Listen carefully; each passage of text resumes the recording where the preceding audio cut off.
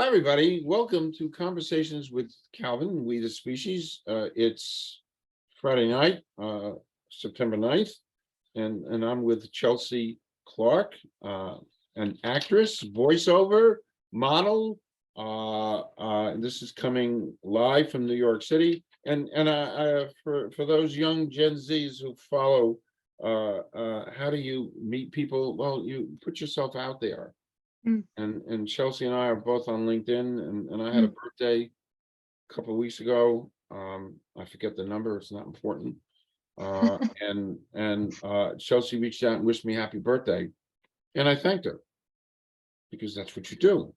And as I'm thanking her, I checked the profile. I see actress.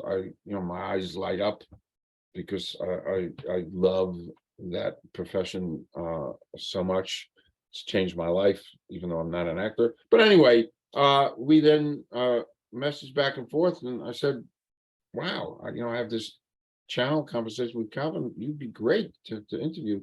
Boom, we're here, and we just spent an hour just kind of getting to know each other, and such a fascinating background, the work that you've done.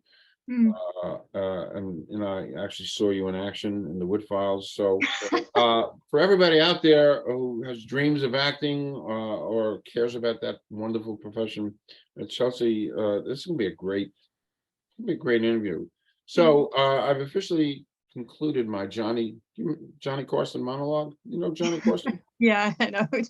No, it's funny. I asked somebody last week, a young person, they knew Johnny Carson, and they looked at me blankly. Oh no. Wow. Which aged me. So anyway, I'm done. Chelsea, how about a little of your bio, where you grew up, and then we'll start talking about acting. Yeah, absolutely. Well, I'm from Ohio originally. I grew up next to a cornfield, and once you see that cornfield, that means there's nothing else out there, and that was pretty much how it was when I was growing up. My mom put me in acting lessons when I was maybe 5, maybe less than 5, thinking if she can memorize, that's most of what school is, so she'll have kind of like a leg up on school. And I just kind of I got the bug, as they say. And I quit acting for a while when I was little. I was focused on dance and ballet and things like that. But when I was a teenager, I said, you know what, I like ballet a lot, but I feel like acting is where my heart truly lies. So yeah, let's give this a whirl again. And I told my mom this, and my mom, of course, she's a psychologist. So for a living, she fixes people's problems. Well, I have a problem, I want to act. How do we solve this? Well, she saw an ad in a newspaper of a person who's looking for, actresses and models and things like that to take to a convention in New York. Wow. And she said, "Hey, do you want to go to this audition?" Thinking, my kid's really shy. There's no way that she's going to want to. And I was like, yeah, I do. I want to go. So I was chosen to go to New York. I was picked up by the School for Film and Television there, did 2 6-week programs, graduated high school, went back to New York to their 2-year conservatory program, graduated from that. Went to St. Francis College, finished my degree, and said, hey, I'm going to stay in New York because I love it here, and doing everything I can to be a creative here. Wow, what a great story! What a great background! I mean, the whole, and you're so young, but they're plunged into and that whole scene. It's a tough business. It's intimidating. It's very intimidating. You really have to have a thick skin about you, but at the same time be vulnerable, because that's our job, is to be vulnerable on screen or stage, but we also have to be thick-skinned. So it's kind of that duality that we have to kind of work with. Correct. Correct. I deal with agents trying to get myself published. And boy, do you need a thick skin. It's just that word, agent. But so let's plunge into some of the work. You've done work with the Manhattan Repertory. Yeah, Manhattan Repertory Theater. God, how long has it been? I want to say since 2014 that I've been working with them. Wow. Yeah, Ken Wolf is the artistic director, and I can't say enough good things about him. He's incredible. Just how he can take a play and just turn it into something just spectacular. It's just, I love it so much. So I've done a lot of work with them. They actually are going off Broadway right now. They have a play that's off Broadway, and I'm excited to see it. Powerhouse is what it's called. So everyone watching, please go see Powerhouse. It's amazing. I'm not in it, but I'm going to go see it. So yeah, support the little artists here. Correct. Yeah, so Manhattan Repertory Theater, love them. Okay. I'm actually gonna write that down. Powerhouse. I take notes. I have notes and I take notes. You did something you sent me. Well, actually, you didn't send me. When I looked at your profile on LinkedIn, I saw something called the Wood Files. And I watched it 1, 2, 3, 4 times. Why? Because you love Sam Spade, and I love Sam Spade. Yes. So first of all, how and when did you fall in love with Sam Spade? When I was little, my Are we talking brother. a Maltese Falcon here? Did you? Yeah. No, my brother was into Sam Spade, so I, as a little sister, had to also be into Sam Spade. Because so I mean, I just kind of got a taste for it then, and okay, so the monologue I actually wrote when I was in college, and the assignment was to pick like a famous person, like a real person, and do a monologue, and then write a monologue. It was a creative writing class. Right. And before this, like, I was just really struggling in the creative writing class because, they would always give us a topic, and like, I don't like being constrained and like having to be put into a box and say, you have to write about this. So I was really struggling with it. So like, I remember it was late at night. I was on the phone with my mom, and I was just like, I'm just really struggling here. I'm really frustrated. I don't know what to do. And then I just said, just out of nowhere, I wish I could just have Tigger go kill everyone for me. I don't know. I don't know where it came from. And my mom, of course, is the encouraging person that she is, was like, oh no, write about it. Write that. That's your monologue. I was like, no, it has to be like a real person. And she's like, I don't care. Just write it. So I sat there and just started. Did I dictate to my mom? I feel like I just dictated to my mom and she wrote it. We were over the phone, and yeah, I feel like she wrote it out for me because I just was kind of a stream of consciousness then. So I couldn't really like, type and talk and think at the same time. So she wrote it down for me. And then, then I went back and kind of tweaked it a little bit. And the next day at school, I submitted it to my professor. And when I got it back, he was just like, I love this so much. This is brilliant. It was great. Oh my God. Really, and let me tell you, it took me hours and hours and hours of laughing at it before I could actually perform it. Like in class, I had to have someone else read it for me. I believe the professor actually read it for me because I could not do it because I was just laughing too hard at it. Like, I laughed the hardest at my own jokes. And funny. How many takes did you for that, I don't know. I went over to my friend's house. He lives in Bay Ridge, and he was kind of my film guy for a while. If I ever needed anything recorded, like, I would go to him. So I said, hey, you want to do this with me? And he was like, yeah, let's do it. So I believe it took a whole day for us to record it. Yeah. We moved everything around, he obviously he's credited in the credits there. Jake King is his name. Brilliant guy. Very, very enjoyable. And especially if you like, Bogart and Sam Spade, Jack Daniels, So yeah. very, very enjoyable. Thank you. I have a burning question, and we touched on this before. we went on air. Theater versus film. Mm, How do you feel about that? mm. Well, they are two very different mediums. On stage, you have to project, all the way to the back of the house. You're not playing for just one person, you're playing for the whole house. So it's not as intimate as film. Film is a lot more intimate, and quieter, and it's all done mostly through the eyes and not so many facial expressions. If you're too animated on film, it comes across as a little nutty, I guess is the right term. Yeah, so the main difference, I would say, is the intimacy. Not that you can't be intimate on stage, but it's a different kind of intimate. It's an intimate that's more public, I guess is the best way to describe it. I love both mediums. I mean, I feel like there's value and pros and cons with both of them. Stage, there's the intimacy of backstage and the sensibility of the lights and everything and the seats. Neat. And then with film, it's so quiet and powerful that just like a single look or single cut of the film can change the entire film entirely.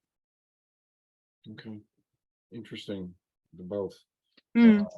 As I had said to you, you see all these people being interviewed, actors, actresses, and about theater, and so many of them seem to love theater and want to go back. Yeah. Theater. Yeah. So I was curious about that. So you're an actress. You do voiceovers too. I do, yeah. And actually, well, we might as well talk about it right now. You do Russian, British, Southern accents. So how do you learn that?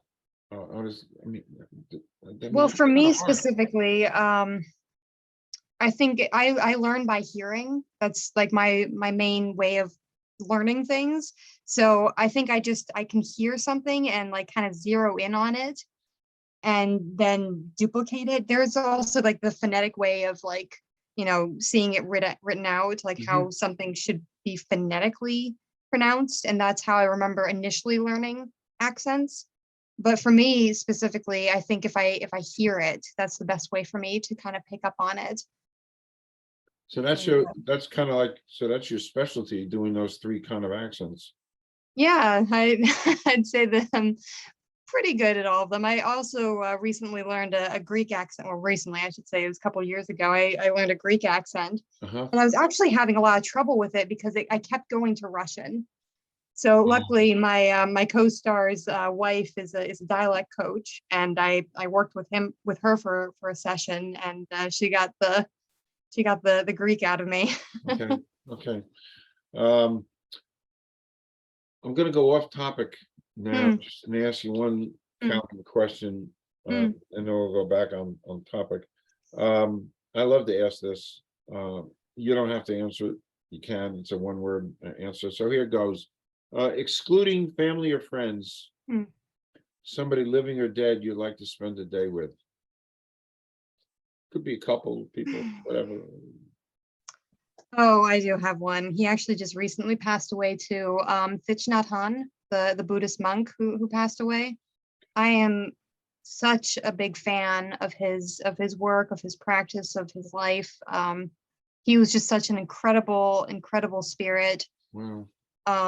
Really, his books changed my life. You just practicing mindfulness and peacefulness and everything. So yeah, definitely Thich Nhat Hanh. Yeah, that's funny you said that. Hmm?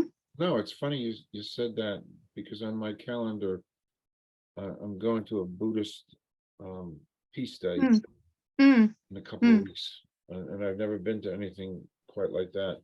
And I just thought I should do that.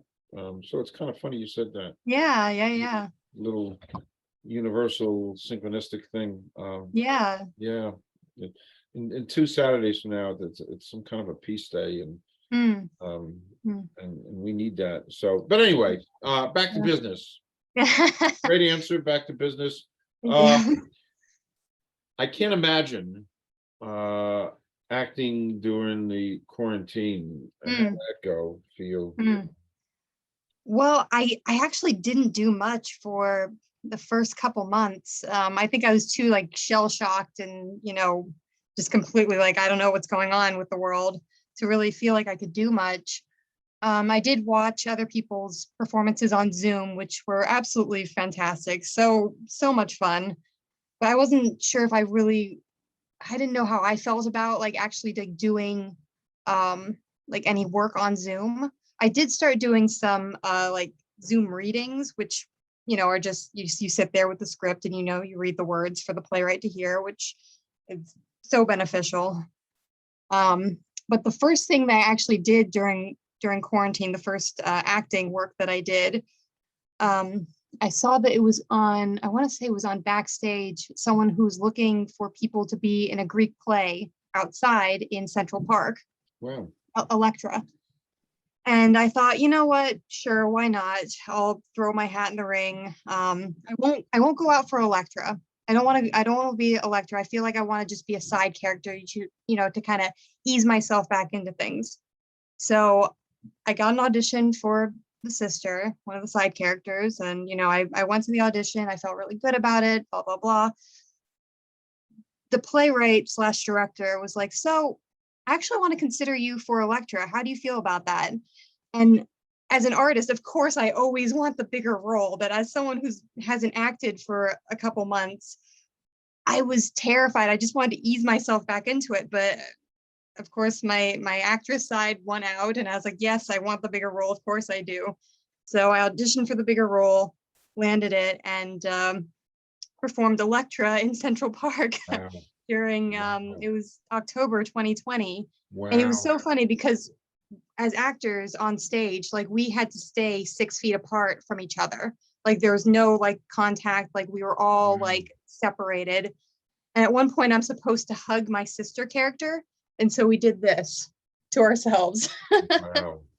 And it always got like a little chuckle out of the audience. It's like, yeah, we still know we're in this thing, but you know. But acting outside, that was a whole other beast for me. I've never really done that before. And, you know, we had garbage trucks coming by sometimes. We had the great bird war of 2020. The birds just came out of nowhere, just making such a ruckus. So it was challenging, but man, I loved it. Absolutely loved it. And it's funny, I it never dawns on me, you know, acting, you know, in Central Park. It's like, wow. Interesting. I started to check out your IMDb. What are some of the and you've done a whole bunch of stuff. I mean, I've read your bio a bunch of different times just to kind of absorb, you know, doing Steven Soderbergh's The Knick. I mean, a whole bunch of stuff. So what are some of your favorite IMDb roles that you've done? Well, definitely The Knick. I mean, I loved the whole world that was built for The Knick. Steven Soderbergh is amazing too. You know, it was fun working with him. Yeah, I played a character who got kicked out of the women's home because she was pregnant. So things weren't so good for her, but man, I loved being on set. And I remember I had to wear like this like little suit with like a pregnant belly like thing. And funny story, actually, one of the costume women came up to me during, like, we were waiting to actually go onto the set, and she came up to me and she was like, oh, are you wearing like a padded bra too? And she literally like ups me, and I was like, no, that's all me. And she's like, oh my God, I'm so sorry. I was like, no, it's okay, it's fine. But it was just funny because she was like, oh, are you wearing like a padded thing too? I was like, no, that's me. That's all me. That's funny. Let's see. What else have I done? MONOMYTH. I really liked. That was a, God, I'm blanking on the name of the school. It's in White Plains. But it was a graduate film for one of their students. why am I blanking on the name? That's all right. Don't worry about it. But that one, I played a character who had just graduated high school, and she was a little bit lost. She's having trouble kind of connecting with people. And it was interesting because I hadn't really played a character who was supposed to be so detached from reality. And I was like, oh man, how am I gonna play this character? I've never really done anything like this before. So what I did was, it was just funny, that just kind of came to me. I imagined myself having like strings like coming out of my body, just like strings like tethering me to the real world. And then one by one in my mind, I would cut the strings with a scissor Wow. until only one would be left. And that was the only thing kind of tethering me to the actual world. Wow. So I've never really done a process like that before, and it helped me. It definitely helped me with the role and the character. And so that was fun to play something that was so unlike myself. Wow. And that's the essence of acting. I truly marvel at your profession. I truly marvel, and I've spent a chunk of my life watching great performances and appreciating great performances. And late in my later years, I've even gotten into watching directors and some of the work they've done, because I think people, and I'm going to ask you that as a question. I think people sell short in general the talent and the artistry of directing. Oh, absolutely. Yeah, it's absolutely. Just, case in point, I told you about my journey through Casablanca. I'm now about 100. I've now seen it about 130 times. A couple of years ago, we flew to Greece, as a matter of fact. Oh, no kidding. Oh, that must have been gorgeous. It was gorgeous. It was, Santorini and all those. But we flew there, and it was a long flight, and I looked at what they had to watch, and the Casablanca was there. So I watched it 4 times, 2 times going, and 2 times in a row coming back. Hey, that takes out the time. A good way to spend the time. It was great. I just sat and I watched Casablanca for like 8 hours. It was wonderful. But I became such a huge fan, and watching it and concentrating. I mean, really concentrating on the lighting and the shadows on Ingrid Bergman's face. I mean, so your experience with directors, they help you and they bring you out. Oh, yeah, absolutely. I mean, a good director is everything, and everyone's process is different. So it's kind of finding those directors that you can kind of gel with, and, they get the best out of you and you get the most from them, So I feel very fortunate to have worked with a lot of many brilliant directors. One of them, I have to say, is my boyfriend, Nathan Kusan. Cool. Cool. How we met, actually, he was my director for the last thing that I was in right before quarantine hit. And our relationship was super new, because we didn't do anything while the production while we were in rehearsal. But once the production started, he was like, hey, my job as director is over. We have like this little thing going on. I was like, yeah, we have this little thing going on. So our relationship was super new. Quarantine hit. He was going to be all by himself. And I was like, well, you know what? Let me temporarily move in with you. And, here we are 2.5 years later. Right. A great story. That's a script there somewhere, I think. Right. And I mean, I only said yes to the project too, is because during the audition, I was like, well, I don't know about the material, but I like this director. I feel like I can get something out of him. I feel like he has something to teach me.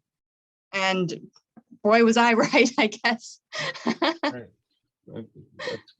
That's great. One of these days I can interview him. I would love to. By the way, I'm serious. Yeah, no, that'd be great. Yeah, I would love to, and we'll talk about that when we go up here, I think. Yeah.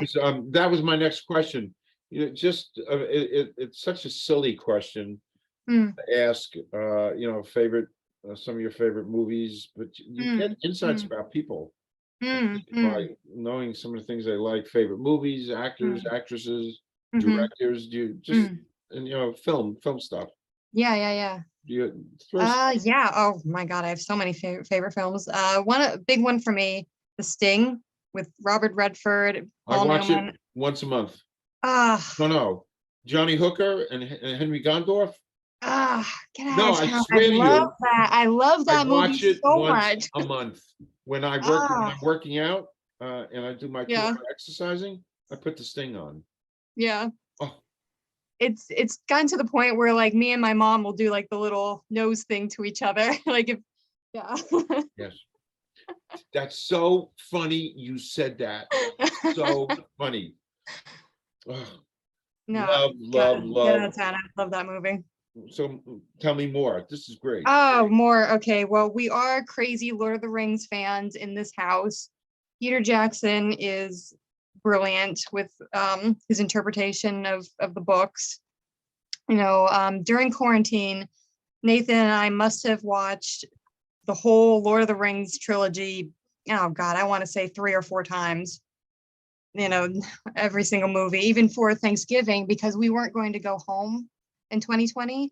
So we had what we did. We didn't want to do like a Thanksgiving because that felt kind of sad. So we did a Hobbit day where we watched all of the movies, like the extended movies, and we ate like all of the Hobbit food. So we had breakfast and second breakfast and dinner and lunch, and we were so stuffed by the end of the day, but it was totally worth it. Yeah, well, those are kind of the top films Okay. for me. That's I know good. those are so like 2 No. completely different genres, but That's that. I told you I watched Casablanca. I watched this. I swear it's once a month. I put it on when I'm yeah. working out. Oh, it's such a good movie, though. um, It's such a good movie. My mom introduced it to me, and It's I just love it. Oh, it- Dog Day Afternoon. That's another one that I absolutely intense, adore. intense. Yeah. Attica. Attica. Oh, funny girl. I'm just thinking of all the ones. That Funny Girl. I love that one. Chorus Line. That's a great movie. I mean, I was a dancer as a kid, so like that movie I really, really liked. Though I showed it to Nathan for the first time, and he had a completely different, take on it because he's a director. I'm not. So at the very end of the film, the director character kind of turns around and like everybody's staring at him. And Nathan was like, wow, I have been there. Like, I understand, like, they're waiting for you to do something. Like, I didn't pick up on that, but he did as a director. He was like, wow, that's the Michael Douglas character. He's the director, and, Right. he turns around and everybody's staring at him. And Nathan was just like, oh, wow, I feel that in my bones. So that one's good too. It's such a part of my life. Film. Mm, It mm, motivates and it helps me emote. mhm, I watch often The Summer of 42. You mm, probably I mm. don't know if you ever saw that. No, I haven't seen that one. Oh, it's a wonderful, wonderful movie. Coming of age, takes place in Mm, 1942. mm, 3 boys mm. in high school. It is just it comes from a book written by Herman Raucher, but it Mm, rips my guts out. And mm. whenever I want to feel sad and I want to go back to 1942 where I wasn't around, I Yeah. watch Summer 42, and then I also watch incessantly From Here to Eternity. Mm, I haven't seen Sinatra, that one either. Burt Lancaster, Mm, Deborah Carr. mm, It takes place right before Pearl Harbor in Hawaii. mhm. I'm not telling anything about it, but it rips I just Yeah, watch it all the time. And right. sometimes I try to communicate with Frank Sinatra Mm, because I'm a spiritual guy. mhm. But anyway, uh, finally, you do something called the Judith Shakespeare Company, and I thought Yeah, I think yeah. that's so interesting. Yeah, and I did only one project with them. I believe they're shut down now. I don't think it's a Okay, thing anymore. okay. But I did a reading of a play called Double Falsehood, which, there's some debate whether it really was Shakespeare who wrote this or not. I don't know. But yeah, I loved working with them. They were such smart, creative people to work with. Um, and just being in that kind of environment of they're creatives, but they're also so just highly intelligent. It was a little intimidating for me at first. It was definitely a little intimidating, but just kind of getting out of your comfort zone is something that I'm a fan of, but not a fan of. It's something that you have to do. Yes, you have to do. You really have to do. Yes. So, it was definitely something that was out of my comfort zone, but I really cherished the experience because I learned so much and I got to be around so many great people. Actually, a college professor of mine was also in it. She was our director for our theater program. So she was also in it. So actually to be able to act with her was just such a joy. And yeah, I love it. My last question, Mm, I don't know, I know there's different types of acting mm, techniques. I mentioned you mm. before you went on air. I knew someone who went to Lee Strasberg School, and then there's Meisner or something. So Yeah, what yeah. kind of technique are you, or Oh, well, I feel like I draw from everything that can help me. I don't feel like I'm one technique or another. At the School for Film and Television, it was a Meisner based program, which yeah, I pull a little bit from that, but Meisner as a whole is not really what helps me. I think method acting probably is one of the ones that helps me the most. The Stanislavski and Strasberg and all of that. Probably because of the fact that it mostly relies on muscle memory. And as a dancer growing up, muscle memory is something I get very strongly. So if I can connect to how I felt in this moment back, whatever I'm trying to connect to, my body will remember how that felt. So the rest will just come. So I do draw from that, and instinct, going with what your natural gut reactions are is always kind of a good place to start too. the more you perform, the better you The, get? right, the more you perform, it really is just keeping at it, and just being truthful and in the moment, which I guess is Meisner. That's my Meisner training coming out. Well, this has been great. And we could talk for hours. Yeah. I could pump you for all kinds of things and talk about stuff that I've seen in my because I love. One of these days I'll catch you live, on Broadway or something. We'll off Broadway, whatever. One of these days, Fingers crossed. I would do that in a heartbeat. So, Chelsea, thank you so much for sending me that birthday greeting on LinkedIn. That's why we're here. Thank you Yeah, you're so much welcome. for your time, your passion, for your acting, for your energy, and actually for teaching me stuff.